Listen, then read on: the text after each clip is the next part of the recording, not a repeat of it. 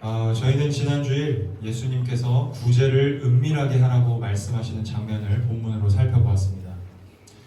예수님께서는 단지 구제를 어떻게 해야 될지를 말씀하신 것이 아니라고 했습니다. 구제의 방법을 가르쳐 주신 게 아니에요. 사람에게 영광을 받으려는 목적으로 자신의 구제 행위를 드러내는 자를 예로 들면서 다시 한번 인간이 얼마나 교만한 존재인지에 대해서 말씀하신 것이라고 했습니다. 그리고 그와 같은 교만에 빠지지 않기 위해, 그 교만한 본성을 이기기 위해 신자된 우리에게 필요한 태도가 무엇인지에 대해서 가르쳐 주시는 본문이었어요. 먼저 예수님께서는 오른손이 하는 일을 왼손이 모르게 하라는 말씀을 통해 이 자랑하지 말라는 가르침을 주셨습니다. 자랑하지 말아라. 특별히 신앙에 대해서 자랑하지 말라고 하셨어요. 우리의 신앙을 통해서 영광을 받으셔야 할 분은 오직 하나님이십니다.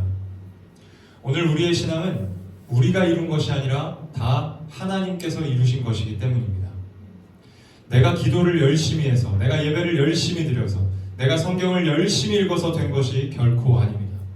혹시 내가 그 모든 것들에 열심을 낸 것이 사실이더라도 그 열심을 발휘하게 하신 것 또한 하나님께서 하게 하신 것입니다. 내 자랑, 내 영광으로 삼을 수 있는 것이 결코 없습니다. 우리의 교만은 나를 자랑하는 것을 통해서만 드러나지 않습니다. 아이러니하게도 자랑하지 못하는 경우를 통해서도 교만은 드러납니다. 자신의 현재 신앙에 대해 불만족스럽게 여기는 신자들이 많습니다. 다른 사람들은 저렇게 신앙생활을 잘하는데 나 왜 이것밖에 안 될까라고 생각하는 신자들이 주변에 많아요. 특별히 청년들 가운데 그런 사람들이 많습니다. 여러분, 이러한 모습은요, 하나님께서 이루신 것을 부정하는 거예요. 하나님께서 이루신 것을 부정하는 것이고, 이 또한 교만입니다. 만일 이런 마음이 있다면 이런 마음을 부정해야 합니다. 하나님이 아니셨다면 내가 불만족스럽게 여기는 이 모습마저도 가질 수 없었을 거예요. 하나님이 하셨기 때문에 이 정도 살 수 있는 거예요. 여러분, 이 사실을 믿으셔야 합니다. 그렇게 진심으로 믿고 고백할 때 교만이 틈타지 못합니다. 또한 예수님께서는 은밀한 중에 보시는 너희 아버지께서 갚으시리라는 말씀을 통해 기다리라는 가르침을 주셨어요. 성경에서 가장 자주 언급되는 주제 하나를 꼽으라면 기다림과 인내일 거예요. 하나님께서 그토록 자주 기다림과 인내에 대해 말씀하시는 것은 내가 하나님이 아니라 인간이며 피조물에 불과하다는 사실을 인정하는 행위가 기다림과 인내이기 때문입니다. 네가 피조물이라는 것, 네가 인간이라는 것을 기다림과 인내로 나타내 보아라. 너 하나님 아니다. 그걸 말씀하시는 게 기다림과 인내예요.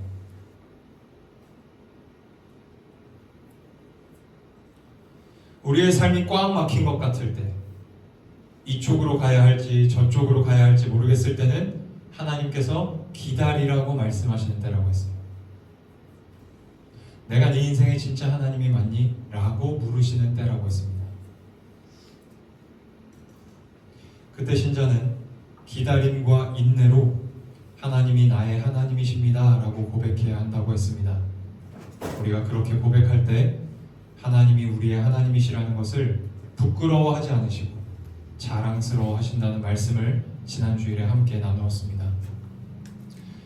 오직 하나님을 자랑하는 것과 또 기다림을 통해 여전히 교만한 우리의 죄된 본성을 다스리고 이기는 저희 모두가 될 수 있기를 주님의 이름으로 축복합니다. 이제 오늘 본문의 내용을 이렇게 살펴보도록 하겠습니다. 오늘 본문 5절입니다. 또 너희는 기도할 때 외식하는 자와 같이 하지 말라. 그들은 사람에게 보이려고 회당과 큰 거리 어귀에 서서 기도하기를 좋아하느니라. 내가 진실로 너희에게 이르노니 그들은 자기 상을 이미 받았느니라. 아멘. 자, 오늘 본문에서 예수님은 이제 기도에 대해 말씀하십니다. 누가복음 18장 말씀을 보면 바리새인과 세리가 회당에서 기도하는 장면이 기록되어 있어요. 여러분 잘 아시죠? 바리새인과 세리가 같이 회당에서 기도하는 장면이 있어요. 그때 바리새인은요, 서서 따로 기도했다고 기록되어져 있습니다. 서서 따로 기도했다. 무슨 말일까요? 하고 기도했다. 사람들의 눈에 가장 잘 띄는 곳에 서서 기도했단 말이에요. 사람들의 눈에 가장 잘 띄는 곳에 서서 기도했다는 이야기예요. 그리고 바리새인은 이렇게 기도합니다. 누가복음 18장 11절 12절 말씀입니다. 나는 다른 사람들 곧 토색, 불의, 간음을 하는 자들과 같지 아니하고 이 세리와도 같지 아니함을 감사하나이다. 나는 일에 2번씩 금식하고 또 소득의 11조를 드리나이다. 회당에서 가장 눈에 잘 띄는 곳에 서서 큰 소리로 이렇게 기도하는 것을 한번 상상해 보세요, 여러분. 지금 따로 떨어져 있는 은하를 예로 들어볼게요. 은하가 따로 떨어져서 기도를 해요. 근데 이렇게 기도를 해요. 나는 저 사람들, 저 불의한 사람들 같지 아니하고 나는 일에 2번씩 금식하고 소득의 11조를 드리며 감사합니다. 이렇게 기도하는 모습을 여러분이 봤어요. 어떨 것 같으세요? 여러분, 이런 모습은 우리로서는 도저히 상상할 수가 없어요. 이게 무슨 한국 문화에서 그런 건지 모르겠지만 염치가 있다면 이렇게 기도 못하죠. 우리 중에 누군가가 이렇게 기도하고 있으면 속으로 다 그럴 거예요. 저 재수없다. 그럴 거예요. 그런데 예수님 당시 바리새인들에게는 이렇게 기도하는 것이 아무렇지 않았다는 거예요. 바리새인들이 이렇게 기도하는 게 아무렇지 않았고 오히려 그들이 그렇게 기도하고 있으면 사람들이 존경을 표했다는 거예요. 아, 저 사람은 저런 사람이구나.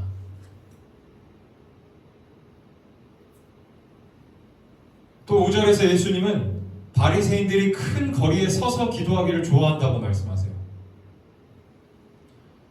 바리새인들이 길을 가다가 기도한 이유에 대한 두 가지 견해가 있습니다.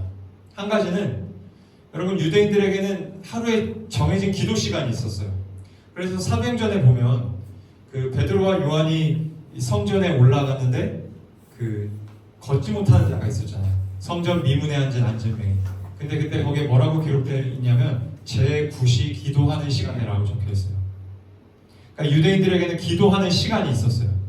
근데 그 기도하는 시간에 임박해서 그 기도하는 시간이 다 되어서 사람 많은 곳에 가 있는 거예요. 거기서도 기도 시간을 지킨다는 인상을 주려고 한 것이죠.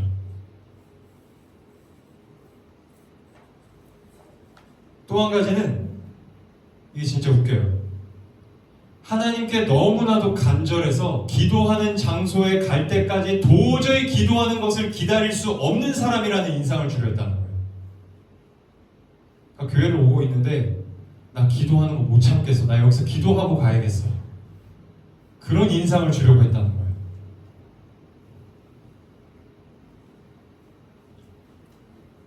여러분, 두 견해 중에 무엇이 맞든지 간에 상당히 부자연스럽죠. 그런데 당시에는 이렇게 하는 사람을 보면, 이렇게 하는 바리새인들을 보면 존경을 표했다는 거예요. 저 사람 진짜 대단하다.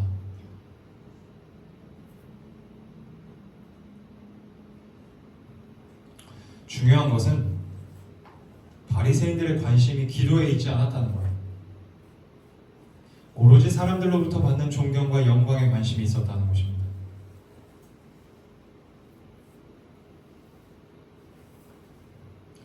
사랑하는 여러분, 지금 예수님께서 특별히 바리새인들의 신앙을 책망하시는 것일까요?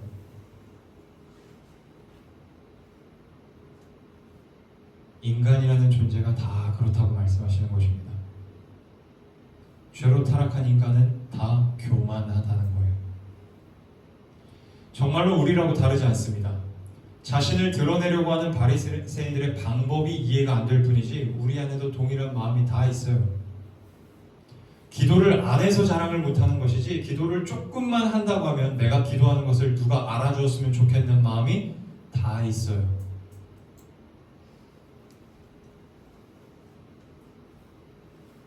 예수 믿고 구원 받았어도 교만의 문제는 여전히 우리 안에 남아 있습니다. 자, 오늘 본문 6절에서 예수님이 이렇게 말씀하세요. 너는 기도할 때 네 골방에 들어가 문을 닫고 은밀한 중에 계신 너의 아버지께 기도하라. 은밀한 중에 보시는 내 아버지께서 갚으시리라. 아멘.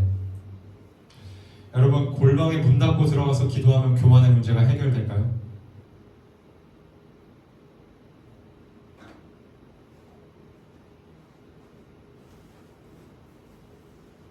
골방에 문 닫고 들어가서 기도하면 교만의 문제가 해결될까요? 해결 안 돼요. 교만한 인간은 골방에 들어가서 이런 생각을 합니다. 나는 골방에서 기도하는 사람이야.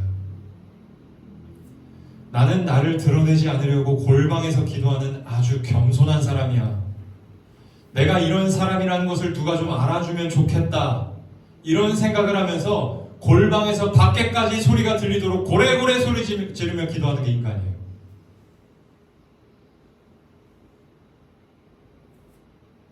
그러니까 예수님께서는 오늘 본문을 통해 단순히 기도를 어떻게 해야 하는지를 가르쳐 주시는 게 아니에요. 기도의 방법을 가르쳐 주시는 게 아니에요. 인간이라는 존재가 얼마나 교만한지, 심지어 하나님과 교제하는 기도 시간에도 교만을 끌고 들어오는 악한 존재라는 것을 고발하시고 책망하시는 거예요. 얼마나 교만하면 하나님과 교제하는 기도 시간에도 교만을 끌고 와요. 여기도 끌고 왔어요. 여기. 그걸 고발하시고 책망하시는 것입니다. 그리고 지난 주일 말씀과 마찬가지로 그러한 교만을 다스리고 이기기 위해 신자된 우리들이 어떻게 살아야 하는지를 오늘 본문을 통해서 가르쳐 주십니다. 자, 오늘 본문 7절에서 예수님은요, 이 기도라는 행위를 통해 교만한 인간이 어떤 일을 벌이고 있는지 먼저 말씀하세요. 자, 오늘 본문 7절입니다. 또 기도할 때 이방인과 같이 중언부언하지 말라. 그들은 말을 많이 하여야 들으실 줄 생각하느니라. 중언부언이라는 말은 이미 한 말을 자꾸 되풀이한다는 뜻이죠. 중요한 것은 중언부언을 하는 이유예요. 7절에서 예수님이 이렇게 말씀하시죠. 그들은 말을 많이 하여야 들으실 줄 생각하느니라. 말을 많이 하여야 들으실 줄 생각하느니라. 여러분, 이 말씀의 뜻이 무엇일까요?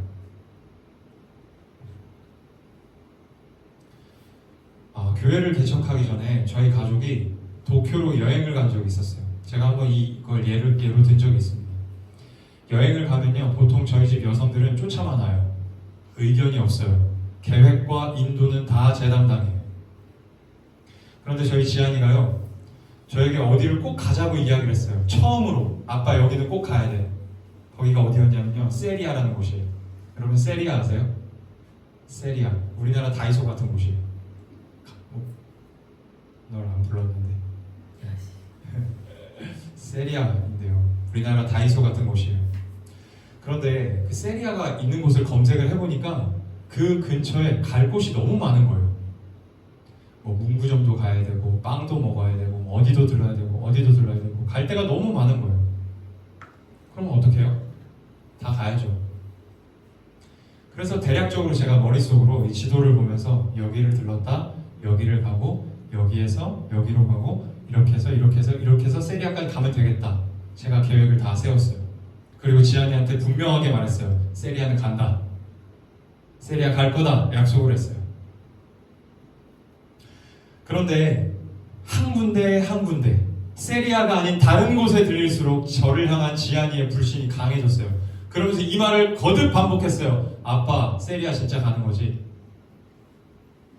아빠, 세리아 진짜 가는 거지? 아빠, 세리아 진짜 가는 거지?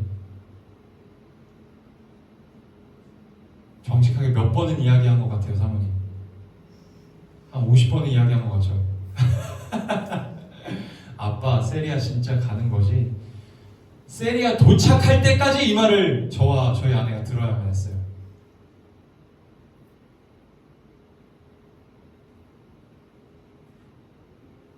여러분, 이게 예수님께서 말씀하시는 중언부언이에요. 들어줄 때까지 말하는 거.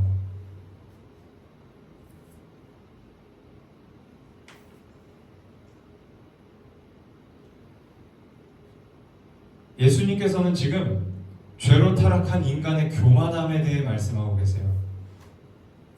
여러분, 교만이 무엇입니까? 이제는 알아야 돼요. 교만이 뭐예요?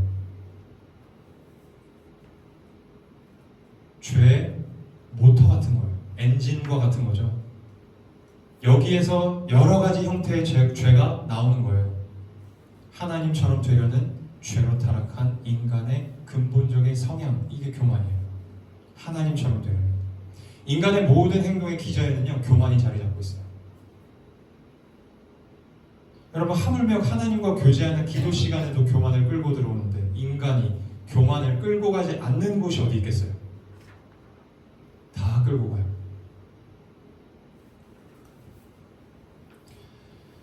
그렇다고 한다면 이 교만한 인간이 하나님께서 들어주실 때까지 중언부언하며 기도하는 모습의 밑바탕에는 어떤 의미가 깔려있는 것일까요? 다시 말씀드릴게요. 이 교만한 인간이 하나님께서 들어주실 때까지 중언부언하며 기도하는 모습의 밑바탕에는 뭐가 깔려있을까요?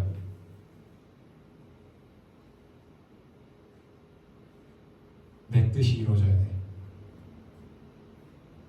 하나님의 뜻이 아니라 내 뜻이 이루어져야 돼. 하나님의 뜻보다 내 뜻이 더 중요해.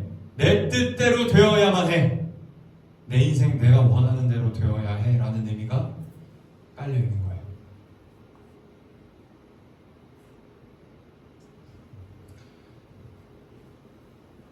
여러분, 예수님께서 지금 중언부언하며 기도하는 사람의 한정에서 말씀하시는 걸까요? 결코 아니죠. 교만한 인간이 다 그렇다는 거예요.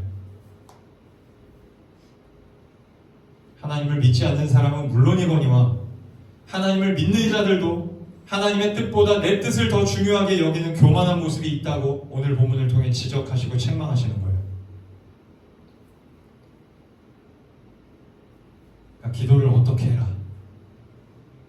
물론 이 본문을 통해서 기도를 어떻게 해야 되는지 우리는 방법을 알 수 있어요.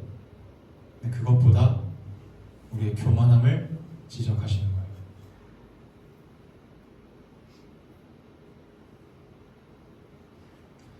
기도하는 모습을 통해 자신의 뜻을 고집하는 인간의 교만함을 지적하신 예수님은 이제 8절에서 신자들이 어떻게 살아야 하는지에 대해 교훈하여 주십니다. 오늘 본문 8절입니다. 그러므로 그들을 본받지 말라. 구하기 전에 너희에게 있어야 할 것을 하나님 너희 아버지께서 아시느니라.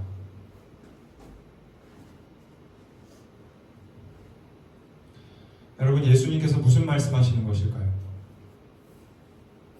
그러므로 그들을 본받지 말라. 구하기 전에 너희에게 있어야 할 것을 하나님 너희 아버지께서 아시느니라. 지난 주간 묵상했었던 요나서를 통해서 한번 설명해 보겠습니다. 하나님께서 요나에게 아수르 성읍 니느웨에 가서 심판을 선포하라고 명령하셨어요. 그런데 요나가 니느웨가 아닌 어디로 도망쳤나요? 문제예요. 어디로 도망쳤을까요? 지안아, 어디로 도망쳤지? 어디? 어디래요?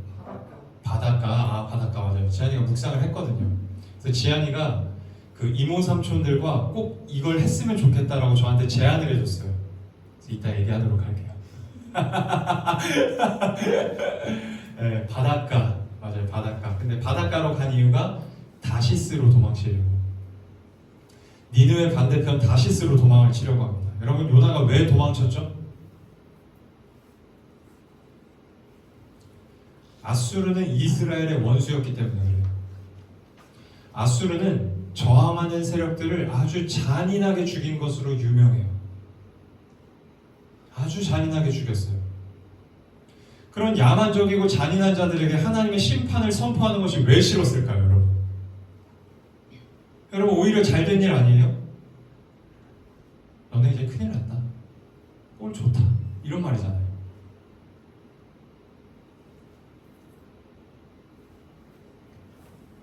요나서 4장 2절에 보면 요나가 하나님에 대해 믿는 바가 있었습니다.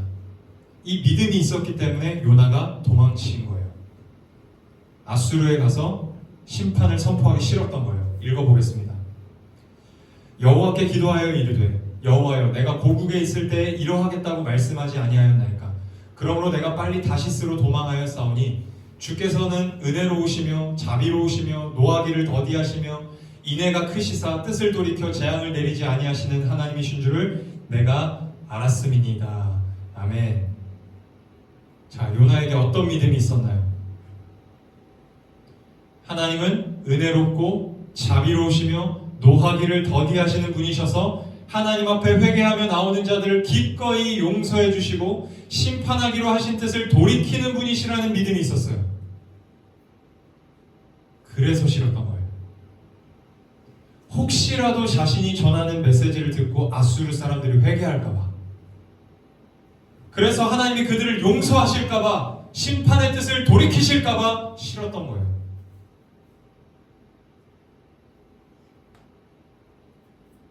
요나는 아수르가 심판받아 마땅하다고 생각했어요. 심판받아서 그냥 망했으면 좋겠다고 생각한 거예요. 하나님의 심판을 전하지 않으면 저들은 회개할 생각조차 하지 못할 테니까 다시스로 도망쳐버린 거예요. 그런데 우리 하나님 위대한 분이십니다. 요나를 큰 물고기 뱃속, 누가 왔다 가가지고 하나님의 영이신 줄 알았습니다. 요나를 큰 물고기 뱃속에 집어넣으셔서 니느웨로 끌고 오세요. 물고기 뱃속에 3일 동안 있으면서 하나님의 뜻에 순종하지 않은 자신의 모습을 요나가 회개합니다. 그런데 막상 니느웨 앞에 딱 서니까 다시 이해가 안 되기 시작해요. 요나가 납득이 되지 않았던 것 같아요. 요나가 니느웨에 전한 메시지에서 그 마음이 나타납니다. 요나서 3장 4절입니다. 요나가 그 성읍에 들어가서 하루 동안 다니며 외쳐 이르되 40일이 지나면 니느웨가 무너지리라 하였더니, 하나님의 심판을 선포하는 선지자의 메시지에서 성실함이 보이질 않아요. 그저 40일 후에 이 성이 무너질 것이다, 이게 다예요. 심판의 주체이신 하나님에 대한 언급도 없고, 하나님께서 니느웨를 왜 심판하시는지에 대한 내용도 없고, 무엇보다 회개하고 돌이키라는 메시지가 없어요. 그러니까 아무것도 없는 거예요, 사실.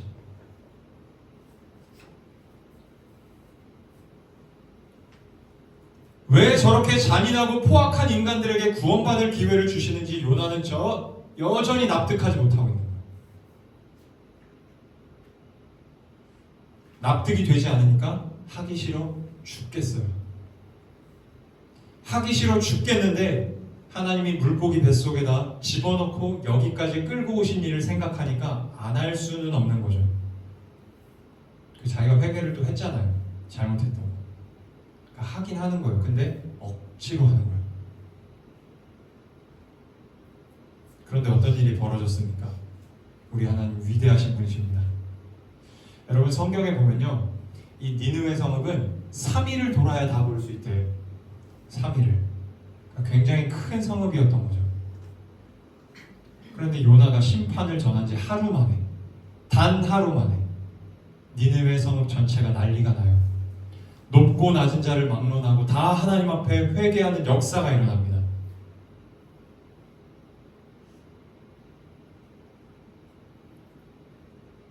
요나가 하나님의 뜻에 순종하고 싶지 않은 마음으로 억지로 겨우겨우 한 일을 쓰셔서 하나님께서 니느웨 사람들을 구원하신 거예요. 여러분, 하나님께서 이런 역사를 일으키셨으면 요나는 어떻게 반응을 했어야 합니까? 정상적인 반응. 야, 내가 진짜 하기 싫어서 진짜 억지로 겨우겨우 했는데 하나님이 이렇게도 역사하시는구나. 진짜 하나님 대단하시다. 정도의 반응은 나와줘야죠. 그런데 요나는 하나님 앞에 회개하러 나오는 니느웨 사람들을 보면서 짜증이 나요. 짜증이 잔뜩 나서 이렇게 기도합니다. 요나서 4장 2절 말씀 다시 읽겠습니다. 여호와께 기도하여 이르되 여호와여, 내가 고국에 있을 때 이러하겠다고 말씀하지 아니하였나이까? 그러므로 내가 빨리 다시스로 도망하였사오니 주께서는 은혜로우시며 자비로우시며 노하기를 더디하시며 인애가 크시사 뜻을 돌이켜 재앙을 내리지 아니하시는 하나님이신 줄을 내가 알았음이니이다. 아멘. 자, 요나의 기도는 이런 내용이라고 했죠. 내가 이럴 줄 알았습니다. 내가 이럴 줄 알았습니다. 결국에 이렇게 될 줄 알고 내가 여기 오기 싫었던 것입니다. 주님은 너무 은혜로우시고 너무 사랑이 많으셔서 저 악마 같은 인간들도 회개하면 얼른 받아주실 줄 알았습니다. 이런 뜻이라고 했어요.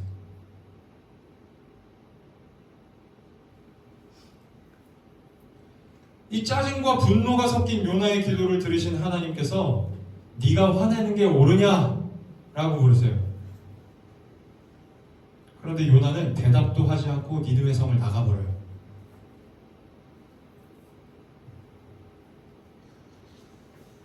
그렇게 화가 나 있는 요나에게 하나님이 10절 11절에 이렇게 말씀하십니다. 여호와께서 이르시되 네가 수고도 아니하였고 재배도 아니하였고 하룻밤에 났다가 하룻밤에 말라버린 이 박넝쿨을 아꼈거든. 하물며 이 큰 성읍 니느웨에는 좌우를 분별하지 못하는 자가 12만여 명이요 가축도 많이 있나니 내가 어찌 아끼지 아니하겠느냐 하십니다.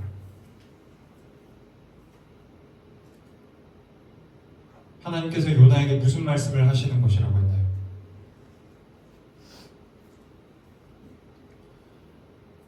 네가 아수르를 너무 싫어한다는 거 내가 알고 있다.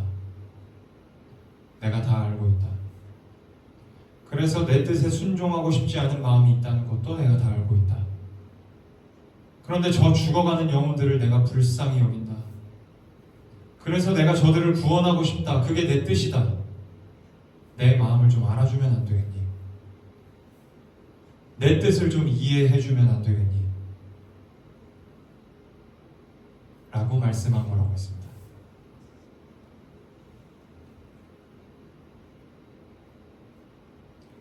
자, 오늘 본문 8절로 다시 돌아가 보겠습니다. 오늘 본문 8절입니다. 그러므로 그들을 본받지 말라. 구하기 전에 너희에게 있어야 할 것을 하나님 너희 아버지께서 아시느니라. 아멘. 무슨 말씀을 하신 것일까요?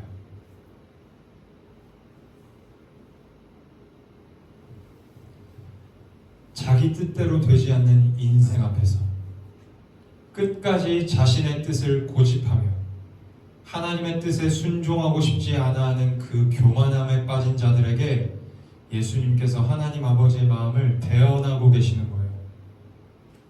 얘들아, 했던 말 또 안 해도 된다.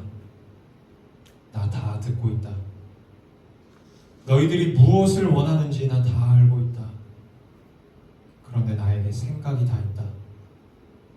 너희 인생을 향한 나의 뜻과 계획이 다 있다. 나는 너희가 잘 되기를 바라는 너희들의 아버지다. 너희들이 못 되기를 바라는 존재가 결코 아니다. 나는 그럴 수가 없는 존재다. 너희를 향한 이 아비의 마음을 좀 알아주면 안 되겠니? 내 뜻을 좀 알아주면 안 되겠니? 라고 말씀하시는 것입니다.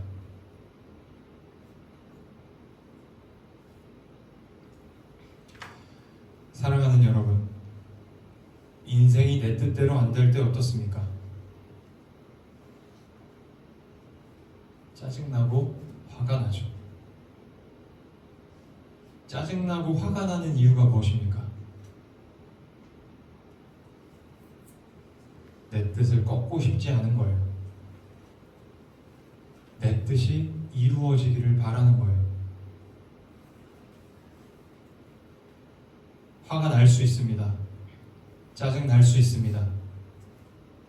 그런데 적어도 우리가 신자라면 이렇게 생각은 해봐야 합니다. 내 인생을 주관하시는 분이 누구신가? 내 인생을 주관하시는 주님께서 내 뜻대로 되지 않는 이 일도 주관하고 계실 텐데 왜 안 되게 하실까? 왜 못하게 하실까? 주님은 나의 아버지신데 나를 짜증나게 하려고 이러시는 것일까? 나를 화나게 하려고 이러시는 것일까? 아니다. 나 잘 되게 하려고 이러시는 것이다.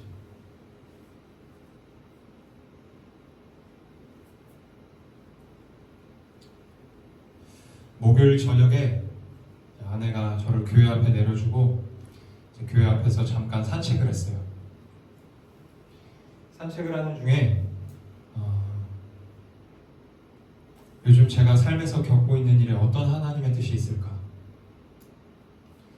지금 겪고 있는 일들을 가지고 나중에 어떻게 쓰시려고 그러실까를 묵상하게 되었어요.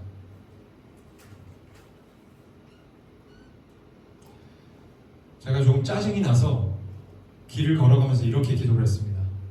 주님, 반드시 뜻이 있어야 됩니다. 없으면 큰일 납니다. 주님, 반드시 뜻이 있어야 합니다. 없으면 안 됩니다. 큰일 납니다. 그렇게 협박성 기도를 했어요. 그런데 감사한 것이 지나온 시간에 대해 주님은 한 번도 저를 납득시키시지 못하신 적이 없다는 생각이 들었습니다.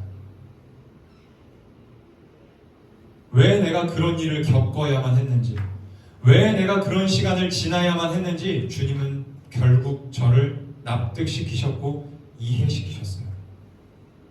물론 시간은 좀 필요했습니다.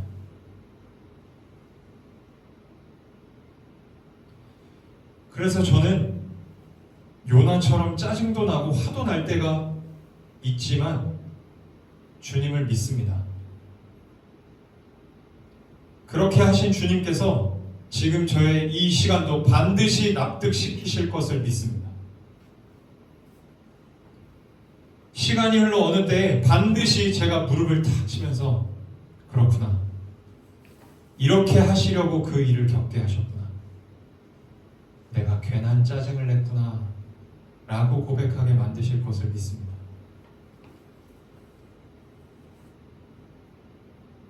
사랑하는 여러분, 우리 주님은 우리보다 우리가 잘 되기를 바라시는 아버지세요. 세상에서 잘 나가고 이런 차원이 아니라 우리가 아름답게 되기를 바라세요. 하나님께서 목적하시고 뜻하신 대로 우리 인생이 가기를 바라십니다. 누구보다? 우리보다. 그렇게 하시기 위해 우리를 조종하고 계시다는 이야기가 아닙니다. 필요한 때마다 뜻을 펼치세요. 여러분, 주님께서 매번 우리 뜻대로 안 되게 하십니까? 그거 아니죠. 우리 뜻도 되게 하세요. 근데 필요한 때에 뜻을 펼치세요. 강하게 어필하시는 때가 있어요.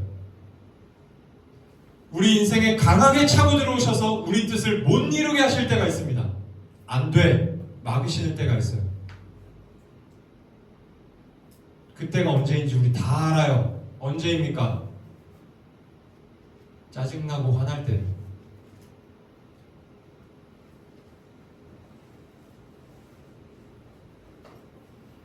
짜증나고 화가 나더라도, 도대체 왜 이런 식으로 일하시냐는 말이 나오더라도 결국엔 하나님을 믿읍시다. 내 뜻을 내려놓읍시다.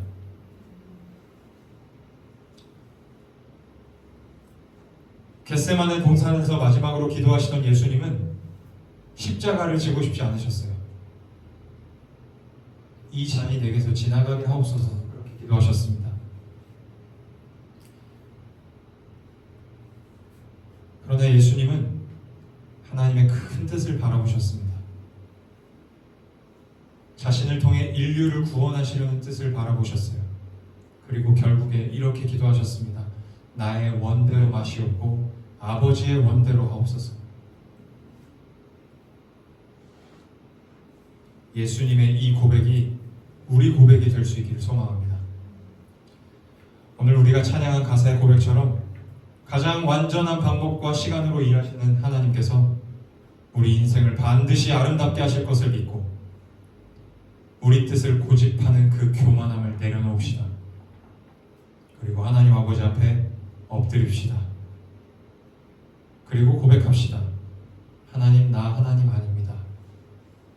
나 인간입니다. 나 피조물입니다. 내 교만함을 내려놓습니다. 그렇게 고백합시다. 예수님처럼 그분께 우리의 삶을 올려드리십시다. 기도하겠습니다.